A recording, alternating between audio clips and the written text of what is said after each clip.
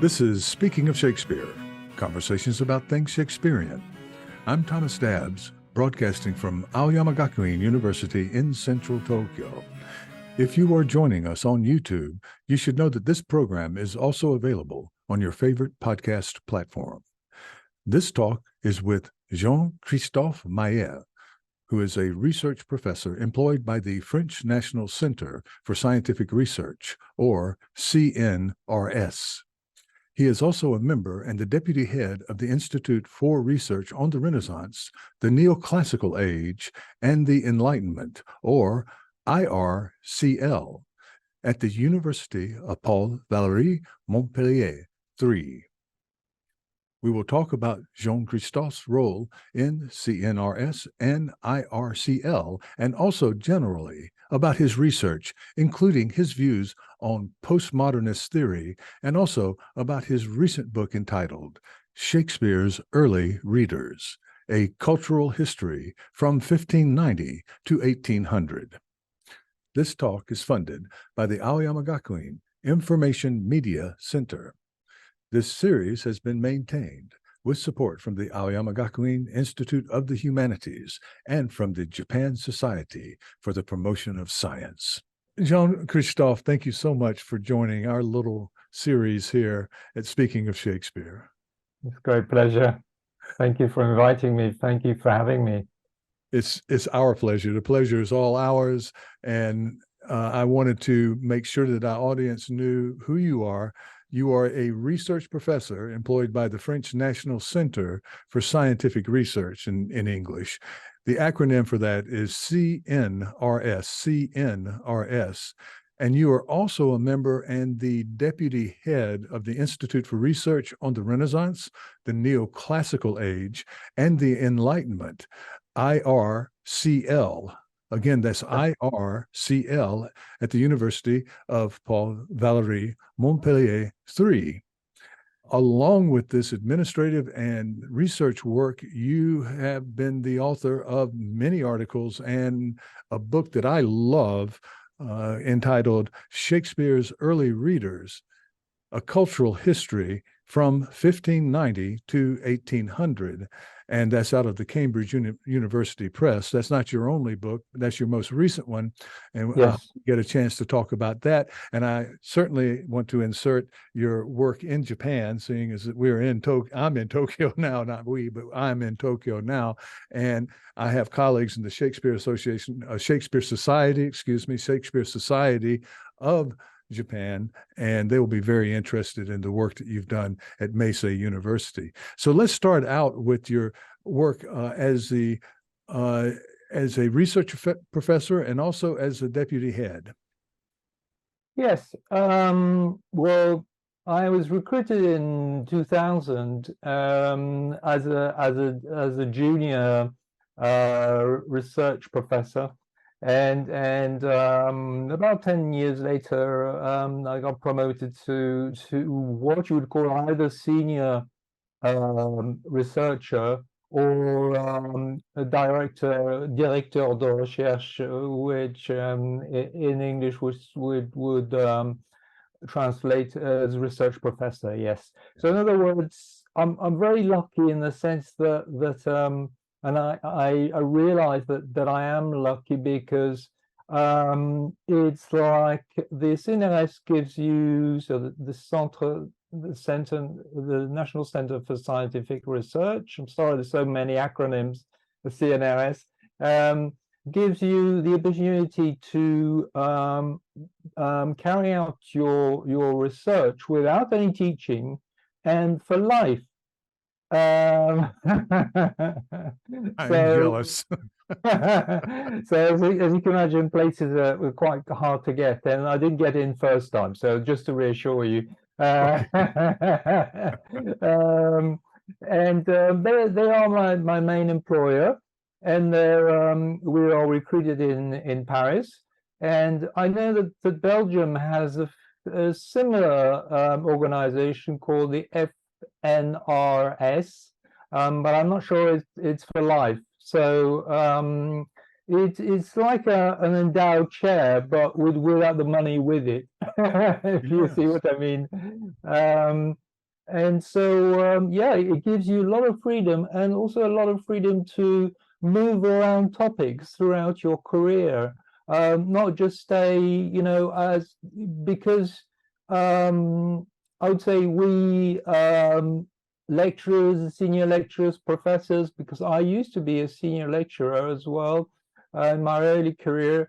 We are given so little time for research that we tend to research the same topic the whole of our career. Whereas for really research professors, you are able to change topics, and I've changed topics throughout my career. But I really well should thank the CNRS, Antoine Petit, who is the CEO of the CNRS. And also I should mention my head, Florence Marc, who is professor of theatre and English, or English and theatre, and the former head of my center, who is now Dean of Humanities, and who really transformed the center even more before Florence, even before Florence came, and such a lovely person, and that's Professor Nathalie Vienne-Guérin. All right, so she's head of humanities. You are sponsored by the National Center, but you also are part of this Institute for Research. And any directives or any types of mission statement or any current involvements that you have in research, your own or some type of collaborative research, anything that you would like to let us know about that is going on there in Montpellier? Right. Well, we're a center that, as you said, goes from the 16th century to the 18th century, and includes a variety of specialties. Such as, we started first as an Anglo-French center with Anglo-French professors, and then we enlarged our field, and we got people specialists in Portuguese. We got people specialists in architecture, 16, 17 architecture, music even. So really we're a hub for modernity, or early modernity. Our mission statement really was to look at the formation of modernity.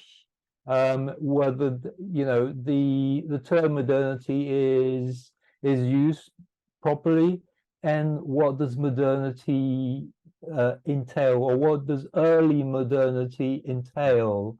Hence the usual barriers between, we're looking at the usual barriers between those between the centuries, and periodization in particular.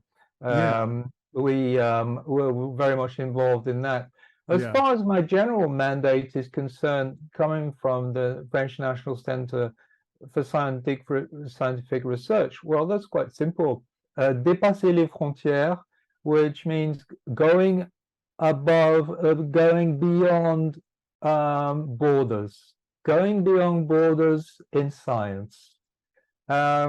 This is why throughout my career, I've always tried to do things that my colleagues, for lack of time at university, could not do. And hence I've centered on quite in depth on topics such as Shakespeare and religion, which involved a lot of work on Jesuit archives in particular.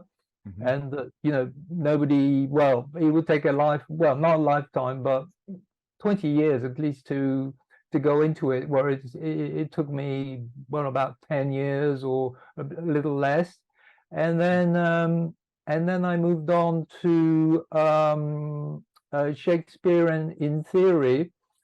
Can we say that Shakespeare is postmodern in many ways, and to look at postmodern theory compared to Shakespeare.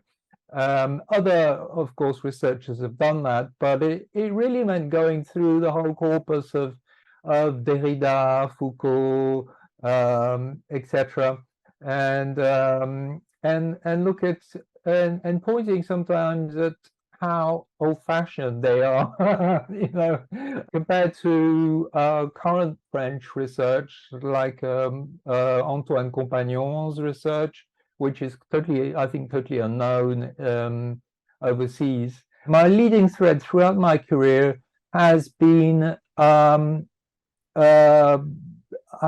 history, and also the place of human beings in history. So, in other words, bringing back to life as much as I could the people who lived in, their ordinary lives in 16th, 17th, 18th century, who had to suffer because of their religion. And in the theory book, I also start looking at early modern readers, because really I'm steering towards not a postmodern approach. So really the title is a little misleading, but it's on purpose. It's talking more about empirical readers, and it's turned to really more materialist history. And I think that Foucault is a great philosopher, but a lot of French people would say in academia he's a lousy historian.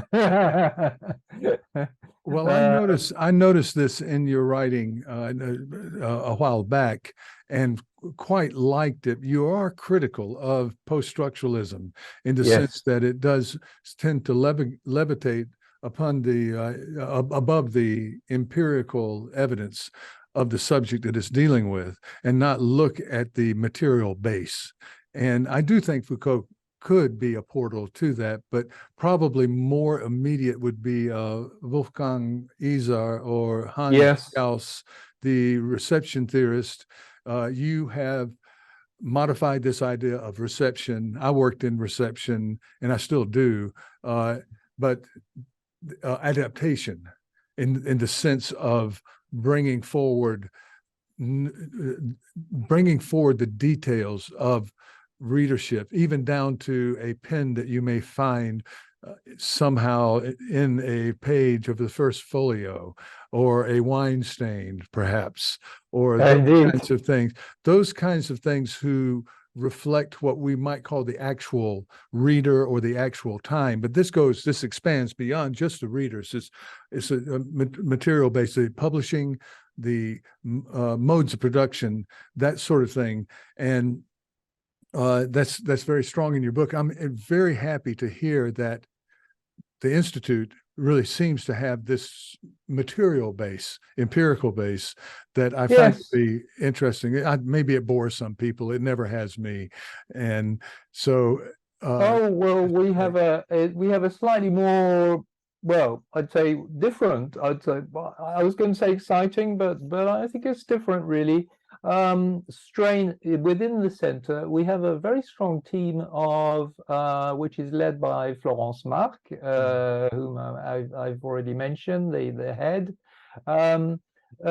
who is looking into the Avignon Festival and festivals in the south of France, and who works on living theater. And goes into schools, does outreach work into schools, into poorer areas of Montpellier, and gets students involved in that, and playing some extracts also of Shakespeare. And that is one of our we have also a very strong 18th century stream of research, which is philosophical, historical, but also we recruited recently Professor Sophie Vassé, who is specialists in in water and taking water.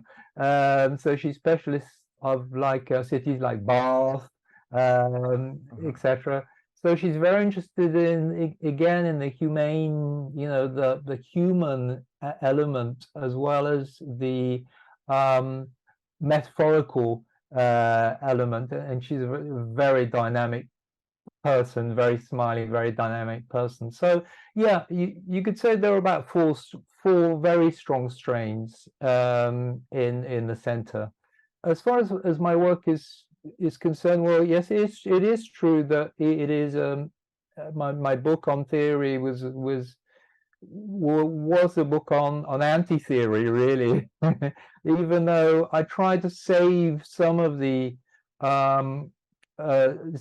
theory, but I tried to also show that the Derrida or Foucault contradicted themselves. The persons I insert in a certain way, okay, because like Derrida saying there is nothing outside the text. I mean, please. That always bothered me. That always bothered me. It just, but it's amazing how strong that holds even now, even still. And I remember some years ago at a Shakespeare Association of America conference, we were doing historicism, and the panel was admonished by a professor for daring to go outside the text and departing from a formalist view. And I've just never, maybe I'm not smart enough, I've never seen a text that has anything outside. It just belongs, it's in this huge current of everything else. I mean, as soon as it's printed, it's a historical document. Let's just start there. So I don't know. I fought back a little bit, maybe, and that's good. I'm interested in the fact that this isn't done so much in the what would we call it, the Anglo tradition, that the 18th century is broken into Enlightenment and the neoclassical. There's a distinction that's made in the title between Enlightenment and neoclassical. So when I was studying 18th century, all of that just was bunched together, but you see a distinction there, and it is a French thing. We have to kind of defer to starting, of course, Voltaire, but I mean, so many others. Yes. We do have specialists of the Enlightenment, and a very distinguished specialist, who is Jean-Pierre Chandler, who is also a full-time researcher like myself. So there are two of us for the moment. We're hoping to recruit more, but of course these posts are difficult to get, and you get them nationally. Actually, it's a national competitive exam, and because the area we belong to, the humanities, I think the humanities is the largest of all institutes within the French National Center for Scientific Research, but it doesn't get as many. It gets exactly the same number of posts as, say, I don't know, mechanical science or whatever, where there are far fewer applicants and then the same number of posts. So really, it's a gigantic section that we belong to, which is called Section 35 of the CNRS. And so it really is daggers drawn when it comes to choosing. This is something that I will selfishly insert here: the diminishing of the humanities globally, really, and I think this is the case in France. I know it certainly is the case in the U.S. and Canada. A few years back, I was invited to give a talk to a graduate class at University of Tokyo, and it was at their Hongo campus, and I'd been there a couple of times. I felt like I could find where I needed to go, but I did check a map of the campus. It's right there at the where you enter, and there were just buildings and buildings devoted to engineering and the sciences and everything else. And Yes. this one little spot, this one spot that I, in fact, could not find, that was the actual classroom in their graduate program. And I don't think the University of Tokyo is different from anywhere else in terms of certainly national universities in Japan.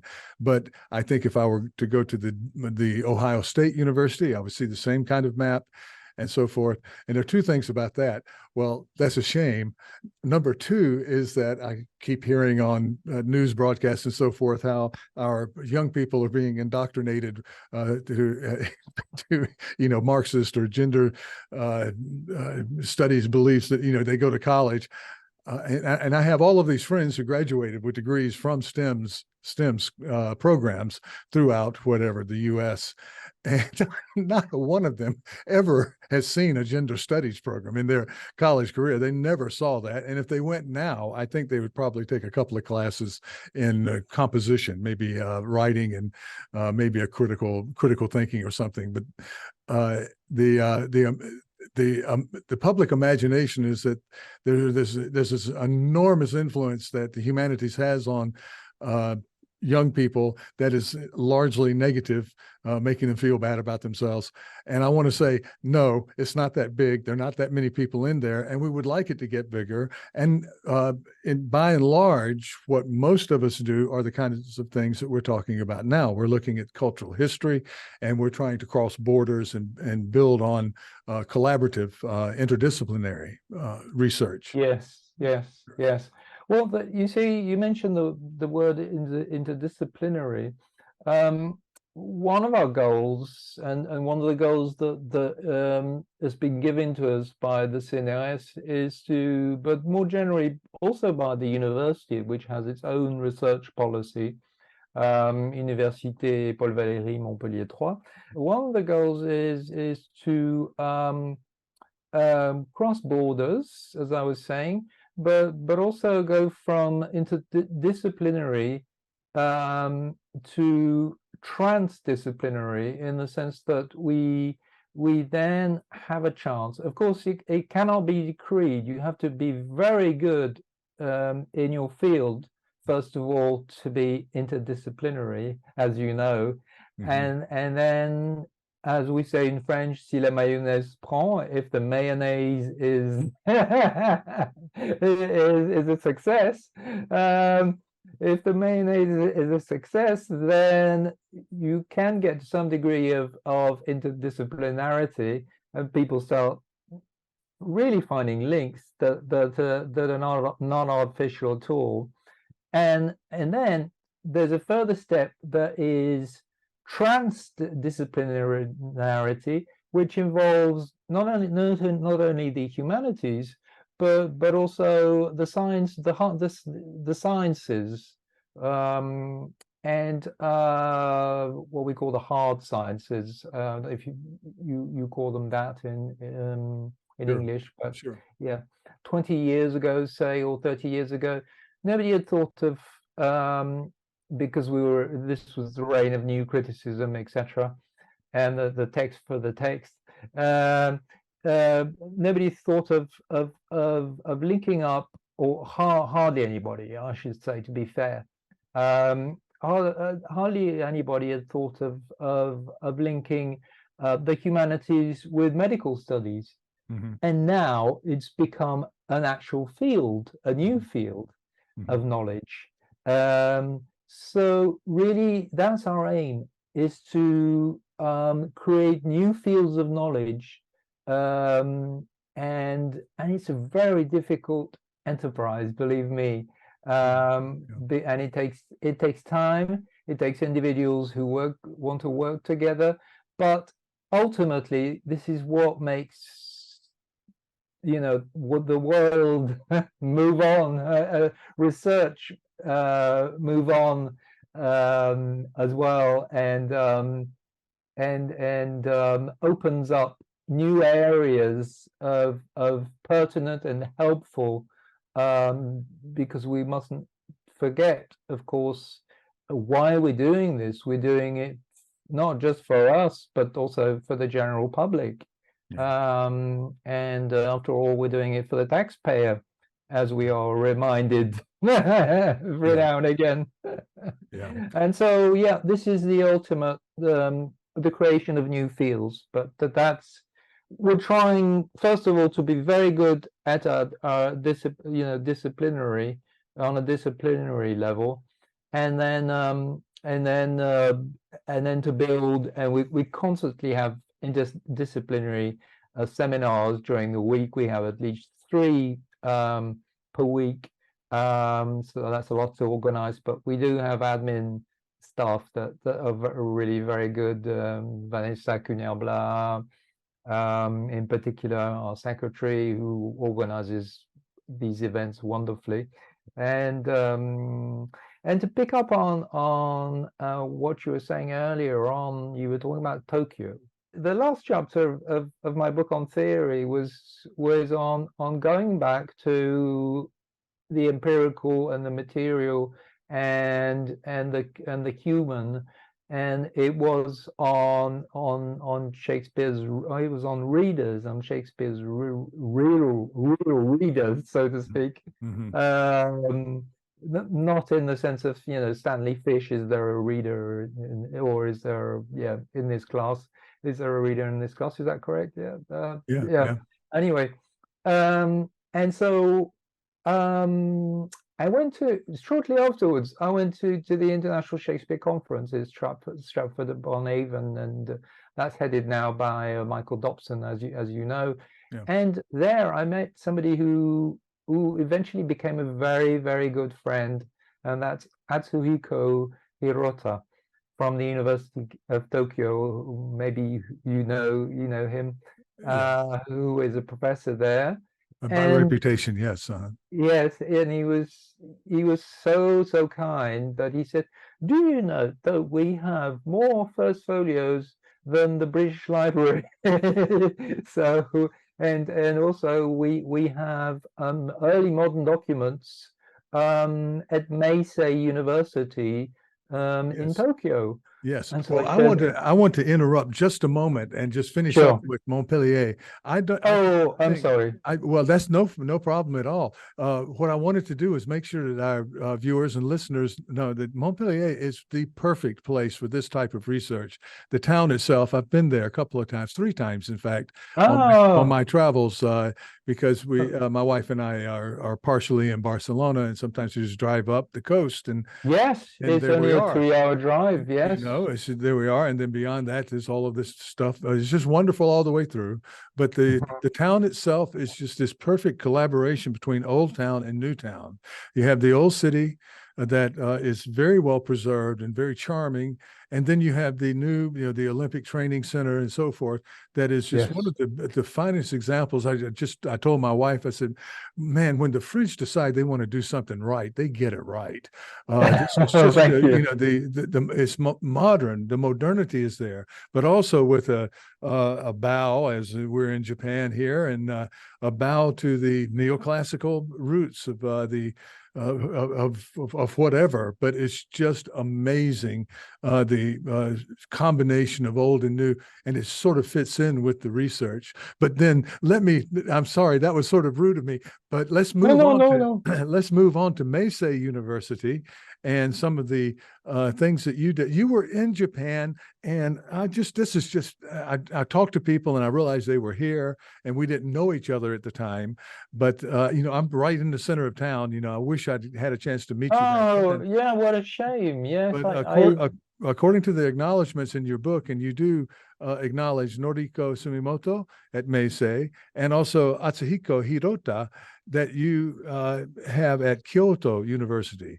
Exactly. Yes, and so you worked with them, and I'm sure many others at Meisei. And I am, sometimes foreign visitors, I have semi-foreign status now. I've been in Japan so long, but you get a bit more access, you learn more than those of us who are already in, and that includes some of my Japanese colleagues too. So we would love to hear what your experience was getting access to those vaults at Meisei, and what you saw and what you experienced there. And oh, by the way, It's- this is the year of the first folio, the 400. it is, yes, So this yes. is highly pertinent right now. And of course, the first folio was part of your interest there, a large part, but they have so much else there too. Yes, and it was Atsuhiko Hirota, who actually put me in contact with Noriko Sumimoto, who is not only an eminent professor of English, a paleographer, and who has set up a wonderful website where you are able to consult a number of first folio and also the complete works of Ben Jonson in high resolution. So I encourage people to do that if they can't go to Japan. But really, if they can go to Japan, I would encourage them to go to Meisei's research library, which at the time when I went for the first time was called the Kodama Library, because this is a university that is very technologically bound, and that brings us back to what you were saying before, and the place of humanities. But this man, behind his perhaps authoritarian style of governing his university at the time, had a vision that, you know, he created this university, and he being having lots of money, he actually bought all the books at the right time that were on the market, and bought all the first folios that were on the market, because he thought, okay, we're going to start a department of English, and so we need books, and we need early books, and so he bought all the first folios, so the 11 first folios that were on the market. He bought also some quartos by Shakespeare, but also by other authors. He bought some manuscripts, and you know, an incredible treasure of thanks to this man. You know, I know he's not very well revered now, because he was that's why it's no longer called Kodama, but that was his style at the time. Yeah. And but he did have that vision, and not everybody would have that vision, you know, creating a university. And what I'm often told when I go there is that he even bought the Mary Curie manuscripts, which I'm told are still radioactive. Yeah, I just spoke with Eric Rasmussen, who is also in there, and he was concerned about that radioactivity and so forth. He's a good friend, yes. Yeah, and of course I'm sure you communicate, because you follow these things, where these first folios are going and so forth. And Meisei has just sold off 2 of them, I think. And yes. Sadly, I was only aware of one that was sold. Only one. Yes, but I could be wrong, of course. But MR77, the first folio which is, to my knowledge, the most annotated folio in the world. It has been preserved and is one of the treasures of the university library, and also it's online, so you can have a look at it, and anybody can have a look at it, and it's also been transcribed, and so there is no problem if you can't decipher early modern writing, but it's definitely one of the highlights of the library. So you are ushered in. You are given a mask to wear when I went there, and you are given gloves, and there's somebody who is there Mr. Honda at the time, who became a good friend, and who oversees you, of course, because these are obviously priceless documents. And so I worked my way through with. I had a camera at the time, a DSLR, and I took thousands of photos. I went through all of the collection, all of the Shakespeare collection, and took thousands of photos of various things. I think things can be categorized in various ways. You find traces of life, what I call life writing. That is to say, what you were saying a while ago, some wine spilled somewhere, or tobacco having burnt a page, or a bullet hole, Eric. A bullet hole that's been repaired, but yes, bullet hole will probably save somebody's life. And a pair of scissors as well. The left its imprint. It's no longer there, of course, but it left its imprint on the page, and it was probably used as a bookmark as well. And you find an awful lot of drawings, and that puzzled me for a long time. And that's what I'm working on more or less now. Okay. Yes. Well, these signs of use in these books, and also there are other many, of course, the signs of use are extraordinary. And that's basically that fits in with your angle, let's say, of wanting to find out more about the actual readers, the personalities. Of course, we can determine from wine and maybe tobacco, their little burn marks and so forth. And I think you brought up the Samuel Johnson quotation where these people probably didn't have enough time to read, so they're eating and drinking while they're reading. And you can see this, but it's extraordinary. And of course, you bring up the fabulous used books, the work from a few years back that goes into a lot of this, and marginalia, that sort of thing.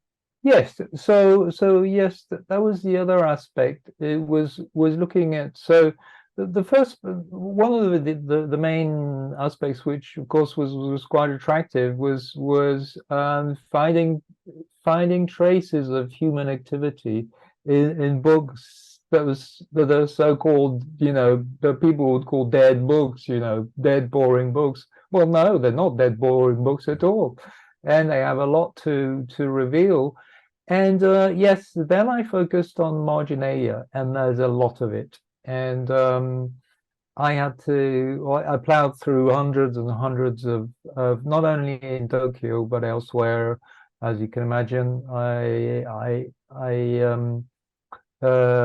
should mention also a major influence, which was Bill Sherman's book, of course. Yes, which precisely was called Used Books. Used books, yes. So I remember the picture of the hand, how meticulous drawings were made. Exactly. The margins, just brilliant work. Yeah. Yes. And you find that also. I mean, it's an old. It really goes back to a long period, because even in the late Middle Ages, monks were drawing in the margins jokes, and whereas the scribe was employed to write the book and sometimes illuminate it, or it would be given to somebody else. But still wrote, they have funny little figures as well. But really, to get more serious about it, the marginalia, yes. What came out of my study of marginalia, not only in Meisei but definitely in Meisei, because this is where I started, and then I got a fellowship to go to a long-term fellowship to go to the Folio, and then I got my what I call my critical mass, and then I went to other colleges, as you can imagine, in the UK and in the US. I went to the Library of Congress as well, and that was right beside the Folio, right there. Exactly. Just walk over. What a wonderful. Yeah, complex that was setting. very exciting. Yes, Yeah. yes, and very, very awe-inspiring as well. Oh yeah. And so yes, the marginalia. What I discovered is a lot of the strains that we usually associate with the 18th century. That is the interest in characters, the interest in plots, in particular, and other aspects, were already there in the 16th and 17th century. The marginalia reveals that so and so was interested in that character, and or in that topic as well. Usually we think of, well, topical topical subjects appearing really in the 18th century, and certainly we think of the 18th century as the invention of the character, or more or less, and it's not at all the case. They had a very 16th to 17th century readers, especially 17th century readers, had a deep interest in characters. So you can see the continuity there. The early 18th century, or the Augustan period, if you like, didn't really invent, but it was a continuous process of interest in this. And there was also a third category of readers, those who were interested in the text, and who sometimes corrected the text, who compared editions, etc. Well, we're into your book a little bit, and I wanted to make sure the title came out to Shakespeare's early readers. And it sounds to me like you're going into the idea of the self. Some people finding themselves in these texts, or finding something revealing at this particular point. Yes. I noticed that English history plays were far more attractive to early readers. Very early, at contemporary with Shakespeare. Yes. Some of the tragedies as well. But what is left aside, and certainly as we move into the 17th century, is comedies, because people cease to understand the jokes, because the English language has evolved, and they don't get the jokes. So it's only after, and thanks to also the Restoration, of course, that for better and for worse. So the Restoration from 1660 onwards,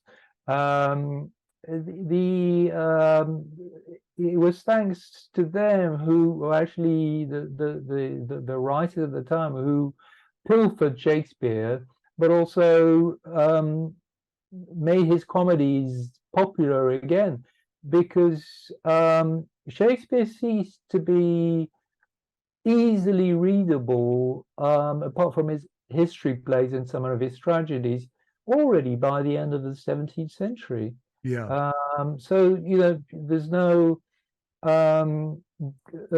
complex to be developed if you're if you're an early reader. I'm not talking about you, because you're a specialist, but you shouldn't be in awe, because people already in the 17th century were struggling which in the late 17th century was struggling with Shakespeare's writing, with his vocabulary, with his jokes that didn't work anymore. And so what remained was the history plays, and the history plays remained in particular, and now we're getting into the 18th century, because of the so-called nationalist strain that was seen in some of the plays, or was detected, brought forward, outlined by people who were often polemicists. Yeah. And I'm thinking of King John, passages in King John, Henry V, of course. That's a real biggie. And of course, this goes more as we go more and more into the 18th century. And there's a kind of, as you know, there's a kind of fight between French taste, classical taste, and a more nationalistic, national, vernacular. After all, this is the time when Dr. Johnson was writing his dictionary of the English language. So he was establishing English as something that had not been established before, whereas the Académie Française predates, which establishes French as a language, predates Johnson's 1765, I think, dictionary. And of course, he produced an edition as well, and of Shakespeare's works. But it was a time when vernacular language, people became proud of Shakespeare, because he seemed to illustrate and as the feud in the background between France and England grew more and more, especially towards the end of the 18th century. Shakespeare was very much on the fourth stage. Or a lot of people put him on the fourth stage, really, because he, had no idea of how his works were going to be used, but he was used for that. Yeah, I find this very interesting, that in the way I was schooled, you're going in a little bit of a different direction, and I like it, because I think you're right, because of the aforementioned material base, the nature of your research. But I mentioned before that I'm kind of jealous of a pure research position. Actually, I love teaching. I do not love the administration that goes along with it, but I do love the actual classroom. But you're talking about the continuity of humor. Now, probably some is lost, but the continuity in through to the 18th century, when you're trying to teach Twelfth Night to a Japanese, first language Japanese classroom, and trying to explain the jokes, well, first of all, you kill the joke by explaining it. Second of all, I don't know, I'm lost in some of the humor that's just, back and forth, and very not just that play, many jokes. In some ways, the tragedies and the histories are easier. But the way I was taught was that, okay, you have Dryden, and then later you have Johnson, Pope, whatever. And they're looking back and they're saying, oh, this guy was okay, but he was, he needs a haircut. He's a little bit, he's a little bit of a wild man here, and we need to make it more refined, more neoclassical with our heroic couplets, and refine this verse. But you kind of are arguing that, no, there's a continuity here. And then in the end, if there's any criticism, and there was, of Shakespeare's forms, Shakespeare won in the end. I mean, yes, he did. According to Samuel Schoenbaum, the great, that's the era of bardolatry. Shakespeare wins that. So you're seeing a continuity, whereas other critics may see the 18th century, Restoration 18th century, is viewing the pre-Civil War period, let's say, as the prior age, before we became more, refined, maybe like the French, and, started following some neoclassical rules. I like that. I like that emphasis because there has to be linguistic, when you look at it, there had to be linguistic and cultural continuity, not that much changed. Yeah, yeah. I did find some marginalia just saying, well, what's the joke here? I don't understand the joke, Oh, okay. or this is a very poor joke. And of course writers saying, well, um, we no longer understand Shakespeare, in especially his comedies.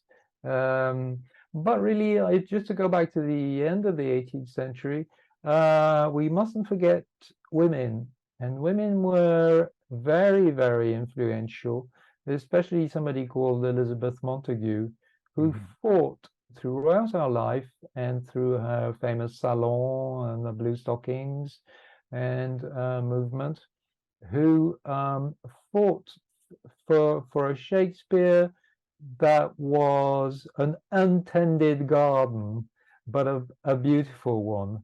Voltaire is also another figure one should mention because he spans the whole of the 18th century, really, and he was in exile for 3 years in England, and that's where he discovered Shakespeare, and he quite liked it. Well, you have a Although, recent article in this, and this feeds into your French Anglo, that portion of your research, and you focus on Voltaire, and Voltaire is swinging back and forth. Of course, depending on the political circumstances, yes, the war, it was hard for a French person to love the English in periods in there. However, he has this appreciation, but he doesn't want Shakespeare thrown up to the level of Racine. And exactly. right? Okay, let's back off on some of this bardolatry a bit. He's really good. So I love that article, how Voltaire sort of switches back and forth. Oh, well, thank Yeah, you. yeah, Yes, there's the early Voltaire and the later Voltaire, who becomes a bit more of a conservative, and who, although an admirer of Shakespeare and certainly an admirer of British institutions, because of course he was kicked out of France. Certainly, the political system was far less advanced than the British system or the English system, and he had a lot of admiration for that, and he was very curious to discover Shakespeare, and he thought, well, this could actually, add some gist, some interesting elements, more lively elements into classical theatre. But he was still, but you could see the boring side of French classical yeah. theatre, and he thought, well, a little bit more folly would be good. Um, and then, of course, there's this sentence where he goes overboard, but he's a man who easily goes overboard. And uh, I think he says there must be a few. I'm misquoting there, but there must be a few pearls in that in that pile of manure to talk about Shakespeare. And okay, and so that was one of the unfortunate sayings by Voltaire. And so yes, just to go back to Elizabeth Montague, she was really a really big figure in the literary circles, Yeah. and she made sure that Shakespeare became representative, almost too much, because she was very nationalistic as well. Yeah. So there are two sides. She did it for nationalistic reasons, but also for reasons that she does have as you know, she corresponds a lot, and she has exchanges with a number of people who find Shakespeare too untended, She has to come up with, the defense of this garden that Shakespeare created, where the plants were left to grow naturally, and not like the very tended plants grown in glass houses at the Chateau de Marly, Yes.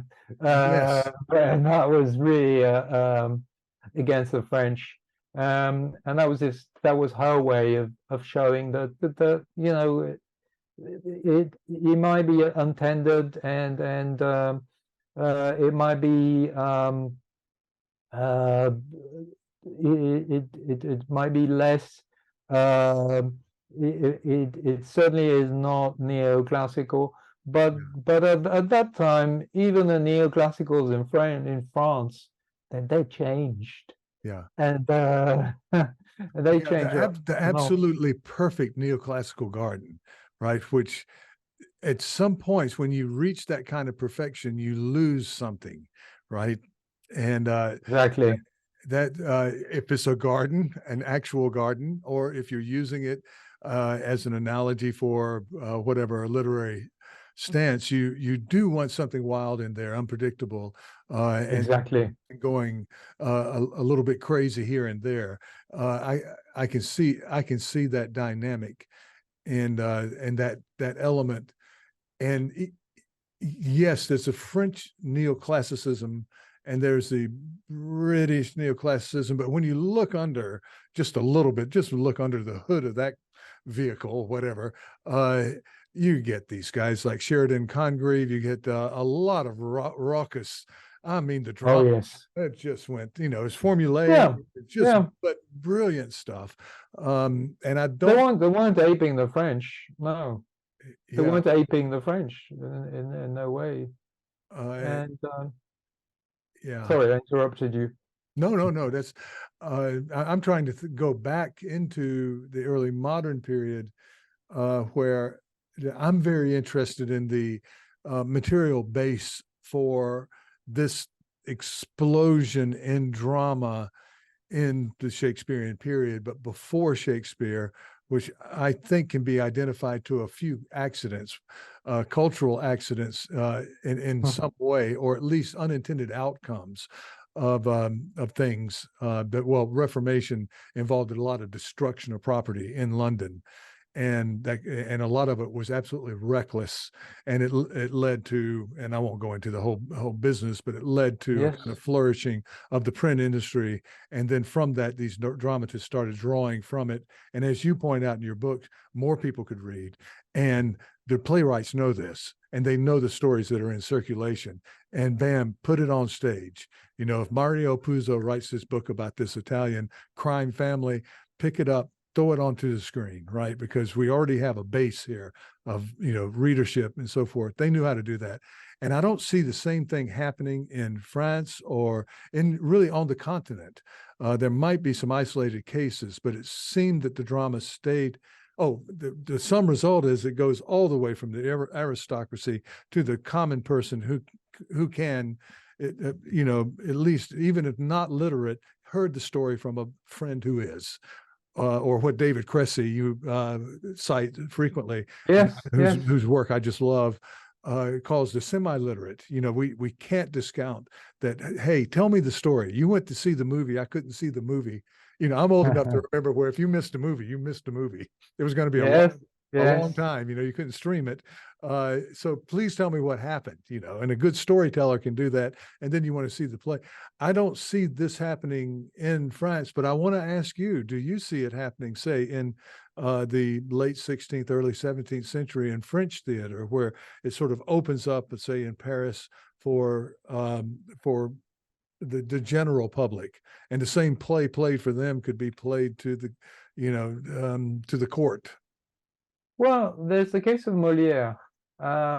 Yes. There's a case of Molière, but that's a little later, of course, in the 17th century. But Molière is somebody who had a popular appeal, an extremely popular appeal who played to in popular theaters, and who was also very sought for at the court. And I think that that could be an example. Of course, my colleagues who are specialized in 17th century theatre would know far more than I do. But the immediate figure that comes up is Molière. Yeah, certainly. Racine was very much revered as well. He was a neoclassicist. He wrote in Alexandrines. Is that correct pronunciation?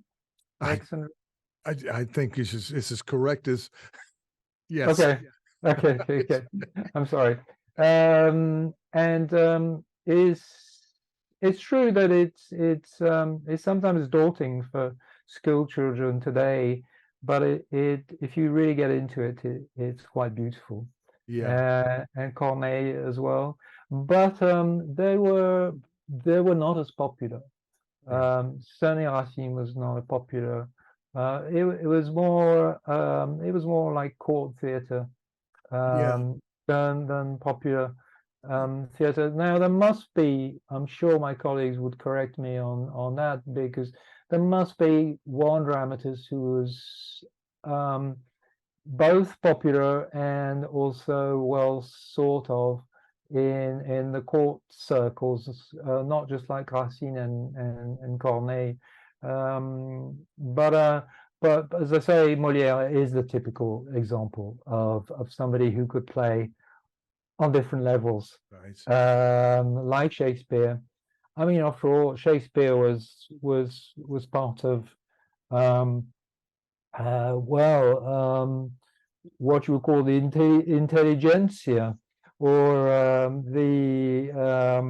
he played on both accounts. He was a popular dramatist, playing in the first popular theaters and not private venues, and also someone who was approved by the court. After all, the king's man, the queen's man, and this proves that there's a stamp put on, and you only have to read Andrew Gur's book to see that often the city doesn't like Shakespeare or doesn't like theatre, but the court puts pressure on the city to accept that. They put pressure and they say, no, you're going to perform that play because we want this play to be performed. And they knew very well how to play court against city. Yeah, but when I think of the explosion, I'm also thinking of the venues, the theater, curtain, the Globe, the Rose, the Fortune. Yes. I don't see that popping up in any major metropolis at that time. And I could be wrong. As far as I know, and somewhere in Belgium, there was something like that going on. But the other playwrights beyond Shakespeare too. I'm interested. I don't know why, reading your work, rereading your book, I thought about Ben Jonson, because there you have a guy who had a lot of popular appeal and had these jokes that apparently kept people in stitches and so forth. But Jonson to me is just so forbiddingly difficult. And he had this, he had a sort of pre-neoclassical bent in him. He wanted to preserve some of the, the forms of the old, the ancient. Yes. So maybe that is why Jonson didn't win the day in the same way Shakespeare did. Brilliant stuff, brilliant. Yes, he might have been too much of a scholar, perhaps, but that's, and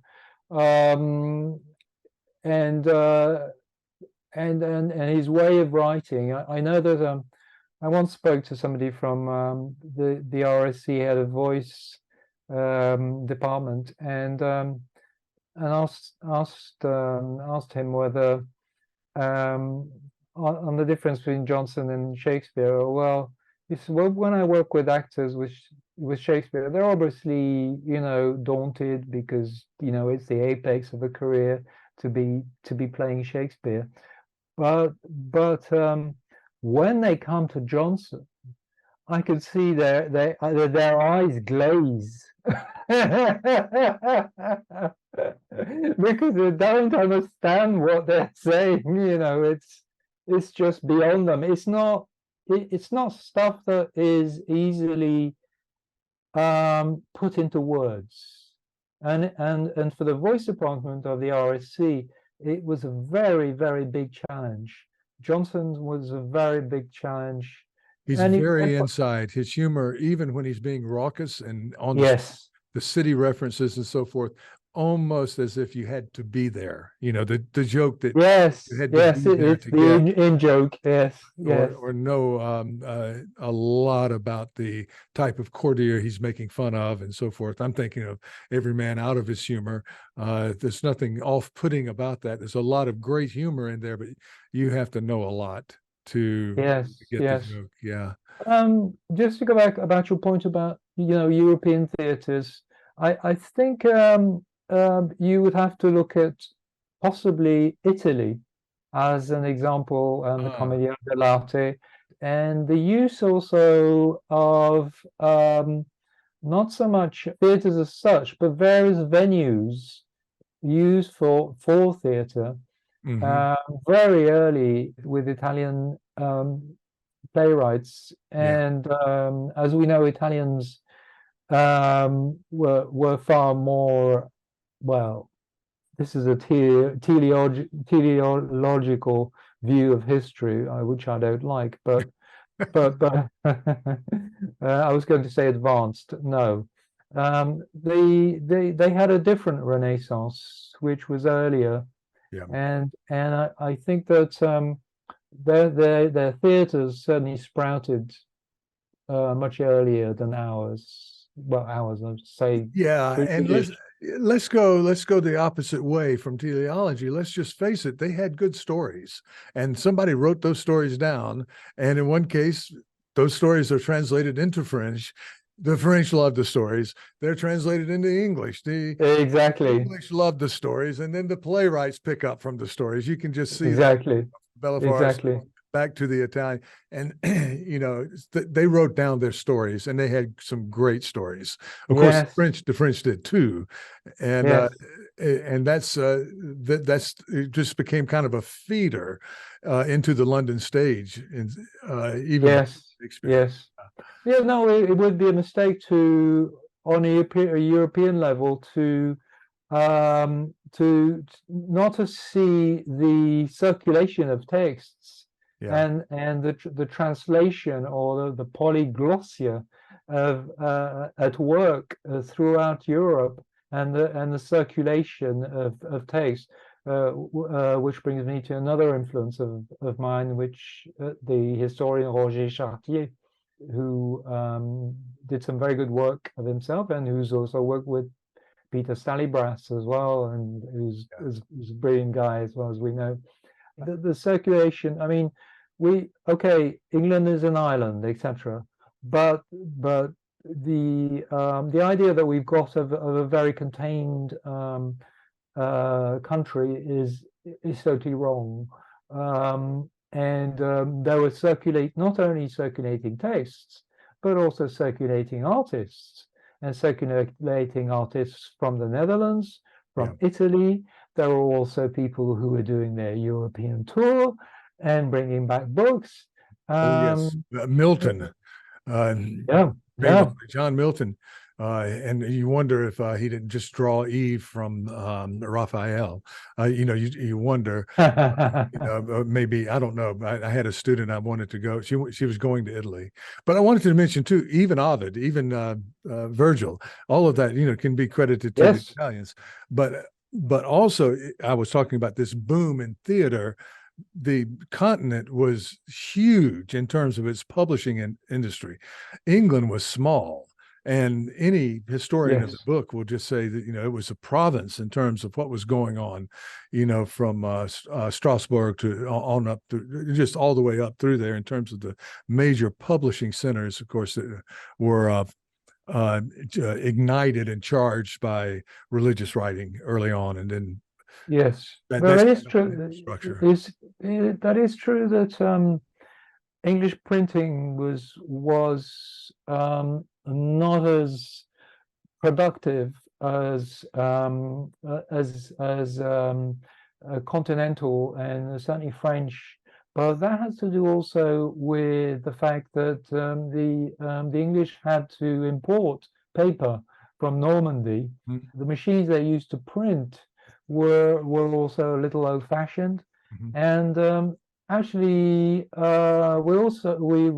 all think of the Great Fire of 1660 as being in London as being a great catastrophe, which it was. It really But was. but it forced actually printers to buy material, the latest printing material from the continent, and from then on they could compete. And paper mills started as well, but there were fewer paper mills, that is true, than paper mills on the continent. And paper had to be imported in reams and rolled up and etc. So yeah, there's this problem of this dearth of paper, really, a problem of technology. But that stops being the case, as I say, in the 1660s, where the printers could certainly compete. And in the 18th century, they competed so much that they sold some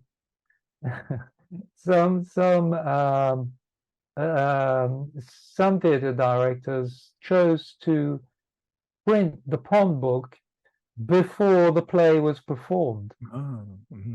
And so, and it was even sold before the performance started. But you could also there were three markets really. There was a market before the performance started, as you would buy a program these days. But this time you would buy the whole the whole book. There was a pre-market which was meant to draw people to theatre, but also that was circulated to the provinces of plays that had not been performed yet, but were supposed to lure. These publications were supposed to lure people into going into the theatre. And then there was a market afterwards that was very important to spread Shakespeare throughout England, should I say, throughout Britain, Great Britain, and that was some clever ventures by a number of printers, who some of them used pirated editions, who circulated the play as it was played by etc. And you can in some of these plays, as I'm sure you're aware, you can see the passages. I mean, in a way, it goes against the practices of the readers, because the readers used to put quotation marks next to the passages that they liked. Well, in those books, they put quotation marks for passages that were cut in performance. You see, so you could or supposedly cut in performance, because what happens is when you study these books, you realize that other companies in everywhere in England actually use these books to re-perform Shakespeare. And if you take a good look at them, you can see that the passages that were crossed out are reintroduced or not. But things were added as well. These texts served as a basis for any dramatist, for any company to create their own plays. And that I find really exciting as well. But that's another kind of study. It's a study on print, of course, and on the circulation of print, and on the reappropriation. And I'd like to say that we were talking about appropriation. I have this theory that and maybe I'm wrong, but I have this theory that all reception really is appropriation. In some regards. Of course there are degrees in the appropriation, but every piece of because if you choose a passage in a book, was because you have a kind of horizon of expectation, as Hans Robert Jauss would say, but it's also because it touches a chord, or it's something. It's certainly in very early readers, you find them because they've been taught at school to spot similes and rhetorical figures.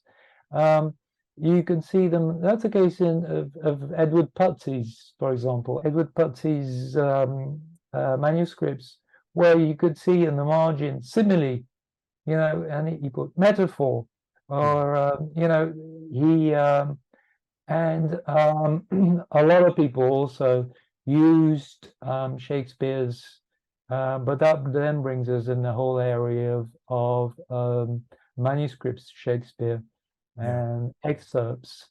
A lot of excerpts were what you call purple passages, but not always. They were also used by priests. And as just to liven up their in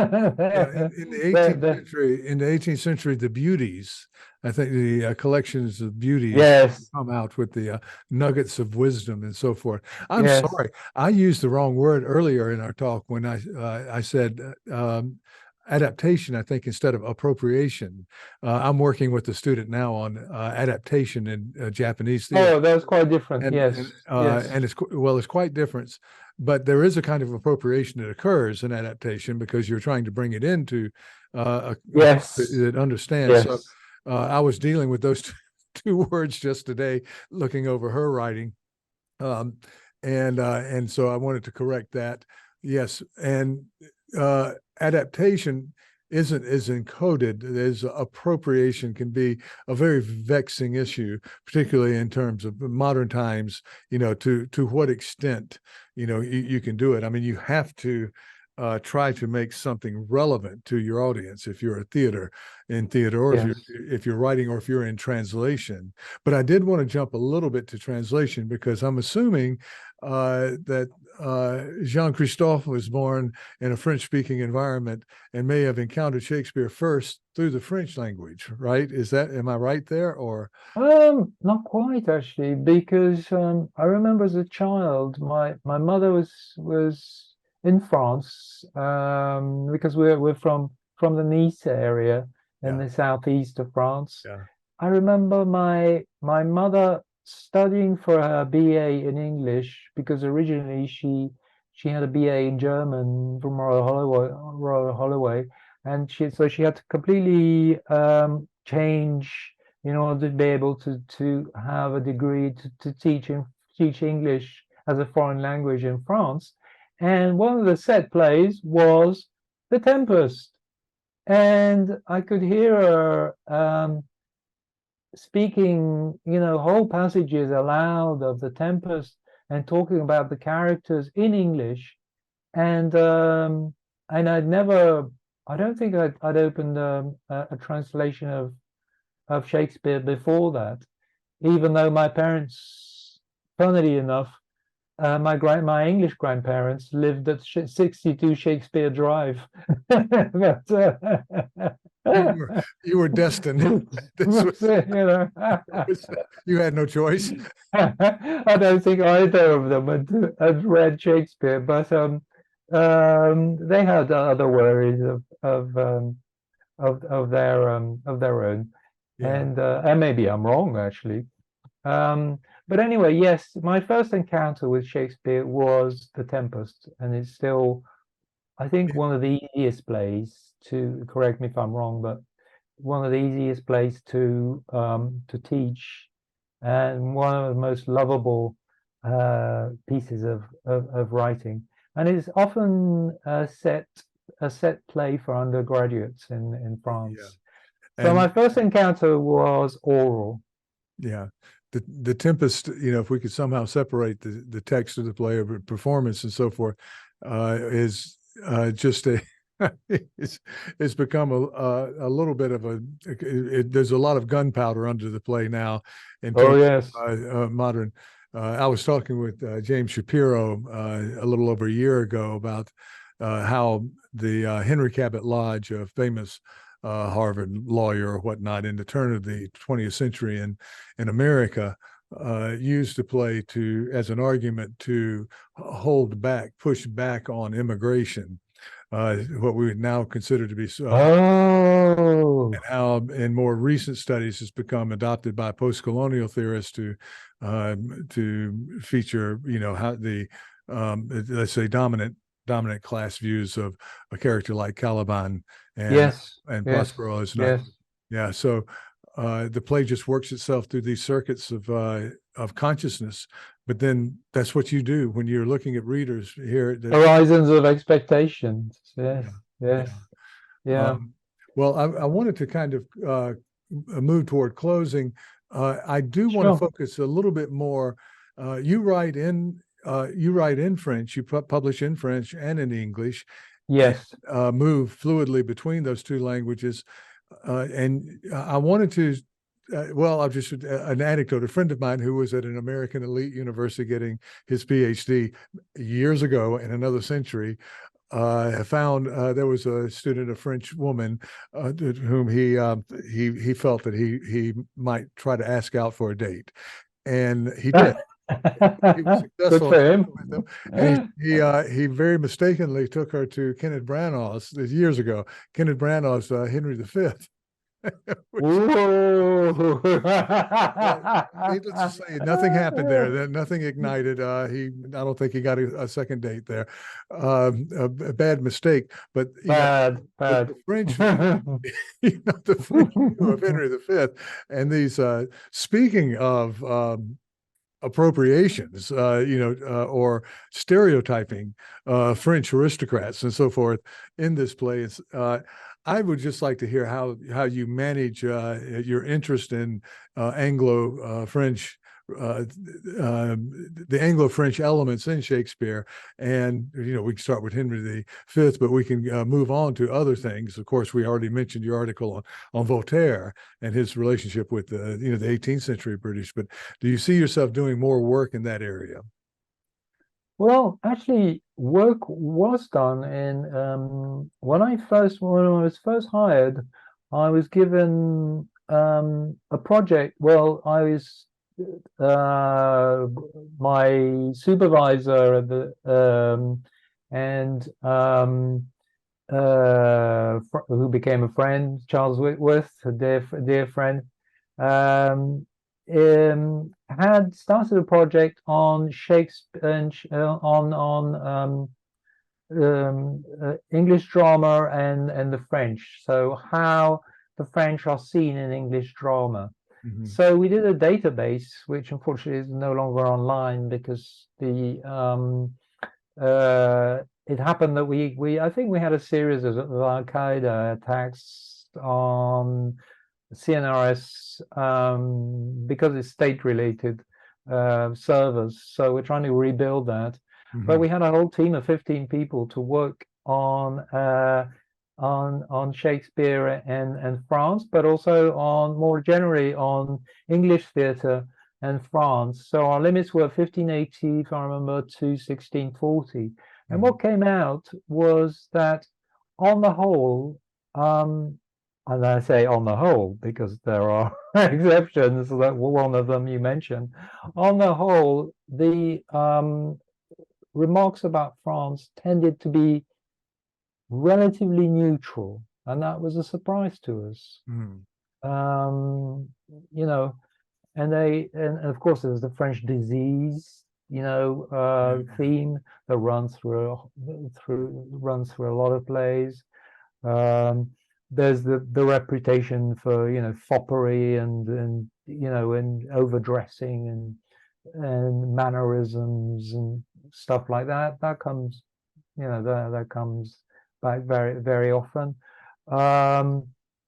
What else? I'm having to look back, but that was in the year 2000, 2003, 2006, in those years, you see. So yeah, that's a while back. It's a while back. Oh, we published a book. It's a Delaware book, published by Delaware, which is actually the fruits of that project. Yes. And it's a collection of articles representing France and the French, and you get everything there. You get syphilis, you get, and you also get praise for the French. Yeah.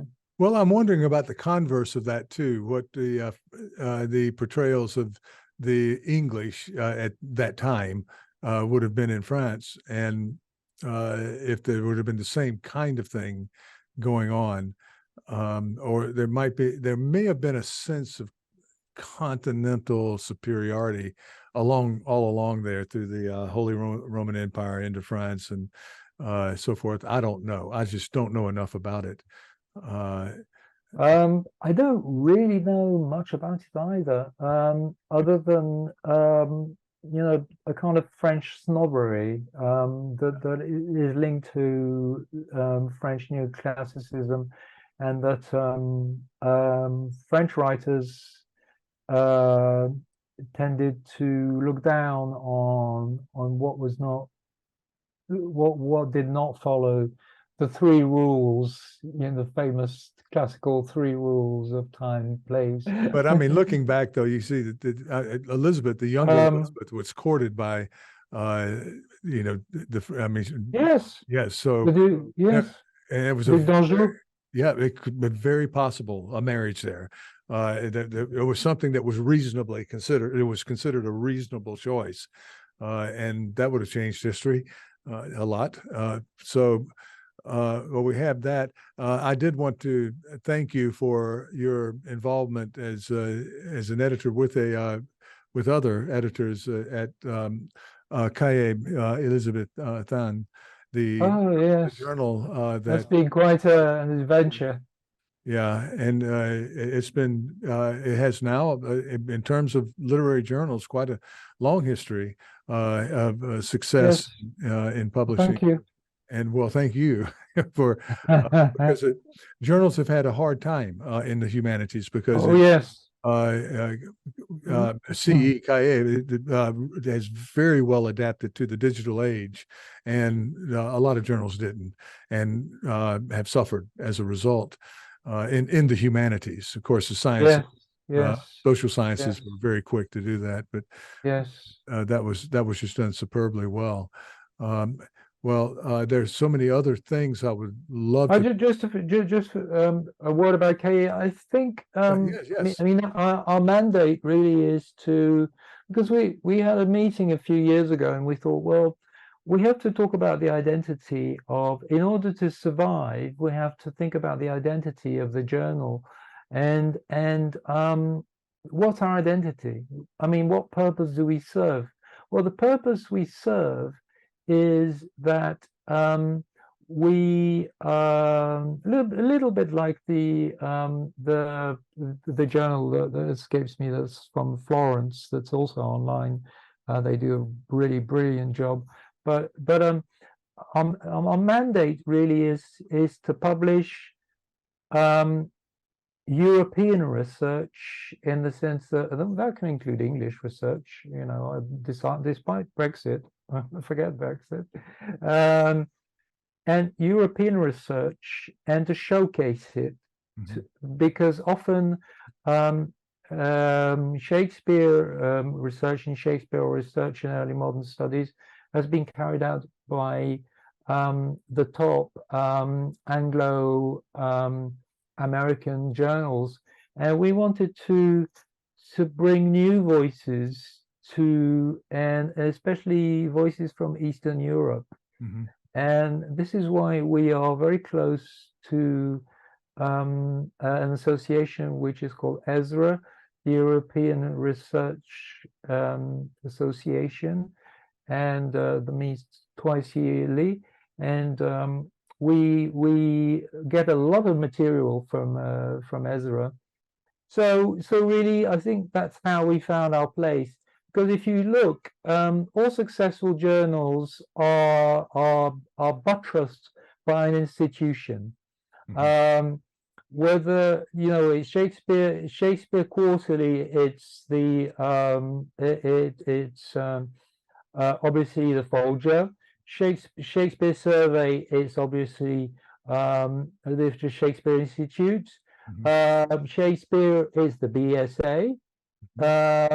And we were the only ones really without an association, that made sense. And we thought, well, why not approach ESRA, because a lot of us are part of ESRA, and anyway, and so we've built up links with ESRA, and we've now got, of course, this means a lot more work in terms of English, because of course people tend to be more or less fluent, and so we have our managing editors, Daniel Yabut, and Doctor, I should say, Dr. Daniel Yabut, you had the pleasure of meeting Daniel in Barcelona. Just yeah, he's a great guy.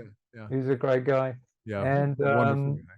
Dr. Janice Valls Russell, who is now retiring, and who's teaching all that she knows, and she knows a lot to Daniel, but he's already on top of the game, I think. so there we are. Yes, I'm sorry if I was a bit overlong about Cahiers, but I wanted just to situate the what you would be getting if you were consulting if you had a Cahiers either online or if you subscribe to it. But I would advise to just get a subscription. It's much cheaper. Yeah. And that's what you're getting. You're getting special issues sometimes on Eastern adaptations. Adaptation. Yes. Yes. And our latest issue is on Japan. Hot Shakespeare, cool Japan. That's right. Yep. So yeah, we try to showcase. I have a little article in there. Yeah, exactly. So we're trying to showcase I mean, why not showcase Japan? And why not showcase you don't have to publish necessarily. I mean, good for you if you publish if you want to publish in Shakespeare Survey or Shakespeare Quarterly or whatever, or Shakespeare, but we are here to answer your needs as well, and your proposals for special issues. Yeah, very, very importantly, there were Japanese scholars, including my student, who, at my point in the career, I'm doing this for the love of it and for the profession, of course.